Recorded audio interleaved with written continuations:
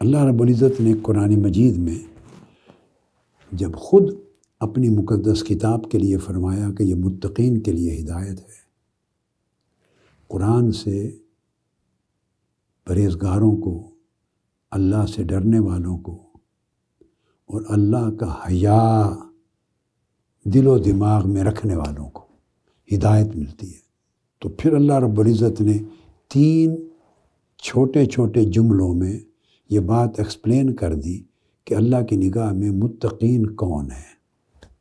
اگر آپ چاہتے ہیں متقی بننا تاکہ آپ کو قرآن سے ہدایت نصیب ہو اور قرآن سے ہدایت آپ کو ملے گی تو آپ کا ایمان مضبوط ہوگا، اگر یہ خواہش ہے تو سمجھنے کی ضرورت ہے کہ وہ 3 شرائط اللہ رب العزت نے کیا لگائی ہیں متقی بننے کے لیے، یا اس طرح سمجھ لیں کہ متقین کی تعریف میں اللہ رب العزت نے 3 کوالٹیز کیا بیان کی ہیں کہ یہ 3 کنڈیشنز ہیں، کوالٹیز ہیں، فلفل ہوں گی تو بندہ اللہ کے حضور متقین میں، پرہیزگاروں میں، ہدایت یافتہ بندوں میں شامل ہوگا۔ اور اگر ان 3 شرائط میں سے کوئی ایک شرط بھی پوری نہ ہوئی، رہ گئی، تو قرآن مجید سے وہ ہدایت نہیں پا سکتا صحیح طور پر۔ اور وہ کیا ہیں؟ الذین یؤمنون بالغیب، اس میں ایمان کی بات کی، جو غیب پر ایمان لاتے ہیں، بن دیکھے اللہ پر، اللہ کے رسول پر، اللہ کی وحی پر، آخرت پر، اللہ اس کے رسول کی تعلیمات پر ایمان لاتے ہیں بن دیکھے، پہلی شرط۔ دوسرے فرمایا وہ یقیمون الصلاۃ، اور نماز قائم کرتے ہیں۔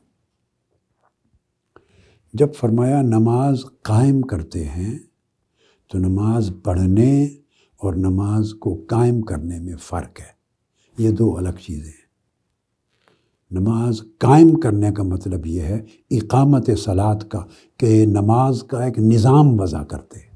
تیسری شرط، اور یہ ایک ہی آیت ہے، ایک آیت میں تینوں چیزیں بیان کر دی، فرمایا وَمِمَّا رَزَقْنَاهُمْ يُنْفِقُونَ، اور جو کچھ ہم نے انہیں دیا ہے وہ رزق ہے۔ اللہ پاک جو کچھ دیتا ہے، عطا کرتا ہے، اس کو رزق کہتے ہیں، اس میں سے خرچ کرتے ہیں۔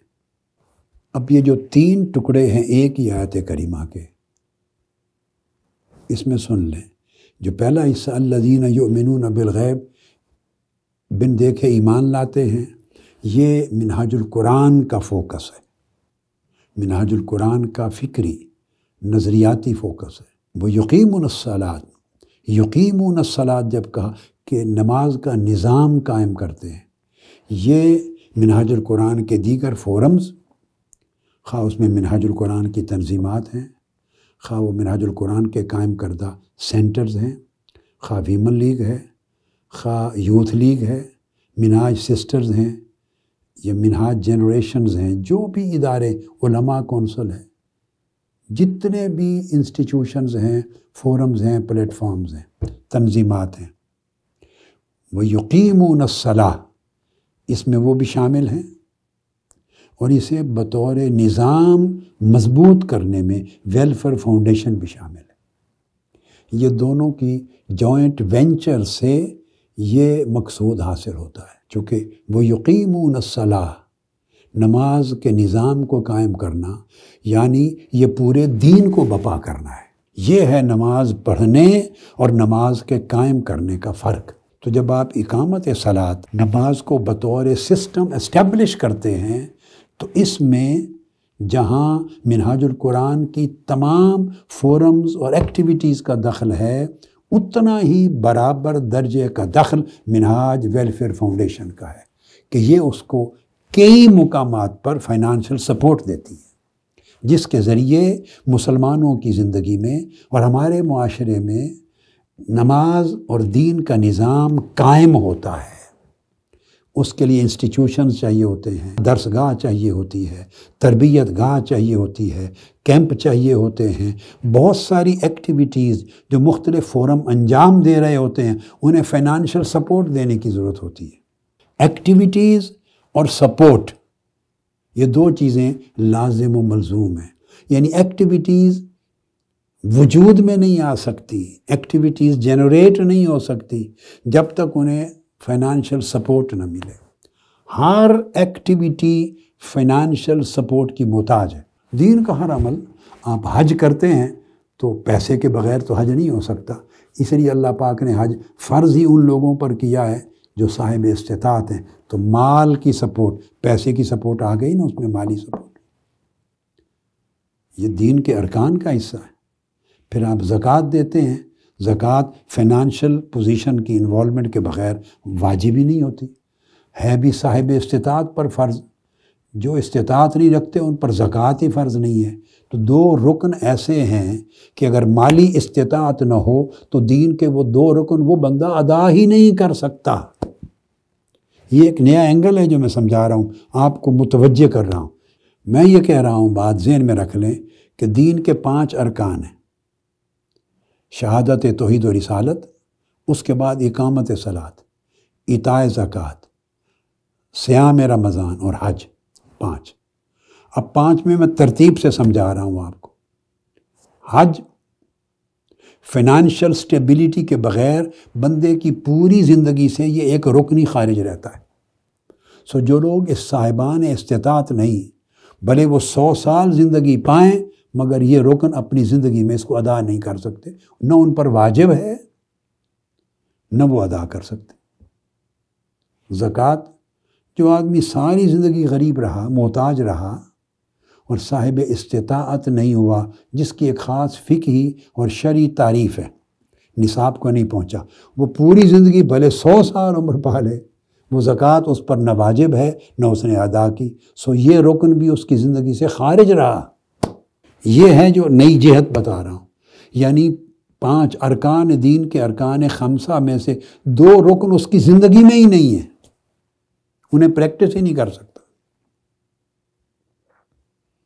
اب اس کے بعد آ جائیں روزہ. تو صیام رمضان دیکھنے میں تو یہی لگتا ہے کہ اس میں فائنانشیل انوالومنٹ نہیں ہے، مگر اس روزے کے لیے بھی انسان کو ویل بینگ چاہیے، صحت چاہیے. صحت توانائی کے لیے اس کو صاف ظاہر ضروریات کی پورا ہونا چاہیے. اس میں بھی سحری اور افطاری ہے، آپ خود بھی کرتے ہیں اور کرواتے بھی ہیں. چلو اگر کسی کو سمجھے کہ میرے روٹین کے گھر کے اخراجات میں سے سحری بھی ہو گئی، افطاری بھی ہو گئی، دیٹس فائن، اوکے. مگر اگر کوئی یہ کروانا چاہے، یہ نیکی کا کام کہ میں افطار کرواؤں گا، تو فائنانشیل سٹیبلٹی کے بغیر یہ عمل بھی نہیں ہو سکتا. تو یہ پوری دنیا میں مساجد میں، ہمارے مراکز پر، نہ صرف منہاج القرآن میں بلکہ ہر جگہ مسجد میں لوگ افطار کراتے ہیں. شام کو ہر جگہ افطار ہوتا ہے. سینکڑوں کی تعداد میں آ کے ہمارے منہاج القرآن کے مراکز پر، اور اس طرح اور بھی بڑے مراکز اور مساجد میں یہی معمول ہوگا. سینکڑوں کی تعداد میں ہر شام لوگ افطار کرتے ہیں. وہ کیسے ہوتا ہے؟ وہ ویلفیئر ایکٹیویٹیز کے ذریعے، چیریٹی کے ذریعے ہوتا ہے. تو وہاں بھی ویلفیئر فاؤنڈیشن انوالو ہو گئی. یعنی منہاج فاؤنڈیشن کی بات صرف نہیں کر رہا، any welfare foundation, any charity organisation all over the world. تو یہ چیریٹی کا کام ہے. لوگ پیسے دیتے ہیں، خیرات کرتے ہیں. یہ صدقہ اور خیرات ہے، ڈونیشنز ہیں. وہ ڈونیشن دیتا ہے انسان تو افطار ہوتا ہے. اب نماز پہ آ جائیں، پیچھے ہٹتے آ رہے ہیں. اقامت صلاۃ. اقامت صلاۃ ویلفیئر اور چیریٹی ورک کے بغیر بھی ممکن نہیں. آپ کہیں گے کیسے؟ بڑا سمپل جواب ہے. اکیلے پڑھنی ہو تو گھر میں پڑھ سکتے ہیں مصلی پر، ٹھیک ہے. اگر نماز با جماعت پڑھنی ہو تو کوئی مسجدیں بنائے گا تو اس میں جماعت ہوگی. مسجد بنانا چیریٹی ورک ہو گیا. پھر آپ ڈونیشن دیتے ہیں، صدقہ خیرات کرتے ہیں. صرف زکوٰۃ کی ایک مد مسجد پہ نہیں لگتی، مگر جو صدقات نافلہ ہیں وہ ساری چیریٹی لگتی ہے.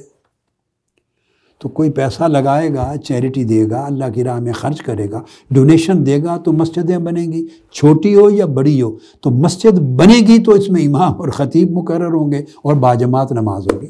تو نماز کا باجماعت ہونا، وہ یقیمون الصلاۃ، باجماعت نماز ادا کرنا بھی چیریٹی ورک کے نتیجے میں. تو 3 براہ راست ارکان اسلام ہو گئے کہ جو چیریٹی ورک کے بغیر نماز با جماعت بھی نہیں ہو سکتی، چونکہ مسجدیں قائم نہیں ہو سکتی۔ سب سے پہلے نئی ویڈیوز کو حاصل کرنے کے لیے شیخ الاسلام ڈاکٹر محمد طاہر القادری کے آفیشیل یوٹیوب چینل کو سبسکرائب کریں اور بیل آئیکن کلک کریں۔